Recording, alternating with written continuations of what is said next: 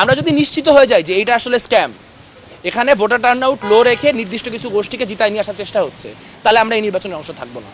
কিন্তু আমরা শেষ পর্যন্ত চেষ্টা করতে চাই, আমরা শেষ পর্যন্ত দাবি করার মধ্য দিয়ে আমাদের যে দাবিগুলো সেগুলো আদায় করার মধ্যে দিয়ে একটা সুষ্ঠু ডাকসু নিয়ে আসতে চাই। কারণ যদি কোনোভাবে আমরা কথার কথা নির্বাচনে অংশগ্রহণ না করি, নির্বাচন প্রশ্নবিদ্ধ হয় এবং নির্বাচনে একটা সার্বজনীনতা না থাকে, তাহলে আসলে ডাকসু হইলেও সেই ডাকসু ফুললি ফাংশনিং একটা ডাকসু হইতে পারবে না। কিন্তু আবার একই সঙ্গে আমাদের 2019-এর খারাপ অভিজ্ঞতা আছে। আমরা কোনো স্ক্যামকে অ্যাপ্রুভ করে আসলে একটা ডিলেজিটিমাইজ ডাকসুকে লেজিটিমেসিও প্রোভাইড করতে চাই না।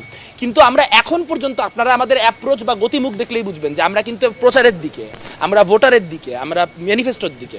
যদি আগে থেকে ডাকসু বয়কট করার কোনো ইচ্ছা থাকতো তাহলে তো আমরা এই প্রক্রিয়ার মধ্যে যাইতাম না।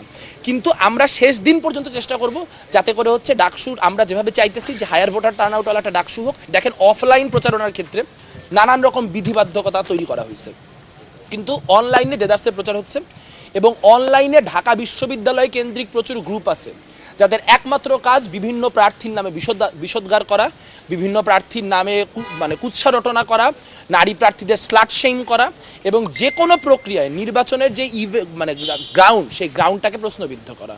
সো সেই গ্রুপগুলোর বিষয়ে আমরা অনেক আগে বলছিলাম যে এই গ্রুপগুলো বন্ধ করতে হবে। আপনারা তখন কেউ রিপোর্ট করেন নাই। দেখেন আপনাদের ডাবল স্ট্যান্ডার্ডটাও দেখেন। ওই একই জিনিস গতকালকে যখন ছাত্রদল বলছে তখন এটা সারা দেশের মিডিয়াতে রিপোর্টেড হয়েছে, কিন্তু আমরা 7 দিন আগে এই কথা বলছি যে এই গ্রুপগুলো বন্ধ করা লাগবে।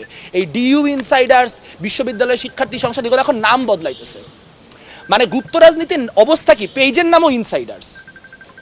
তাহলে কি প্রক্রিয়ায় চলতেছে পুরো জিনিসটা? তাহলে অনলাইনের প্রচারণার বেশিরভাগটা হচ্ছে, আর অনলাইনটা একটা পার্টিকুলার গ্রুপের দখলে এবং তারা নানানভাবে ন্যারেশন তৈরি করতেছে এবং সেই ন্যারেশনের ভিত্তিতেই পুরো জিনিসটা হচ্ছে।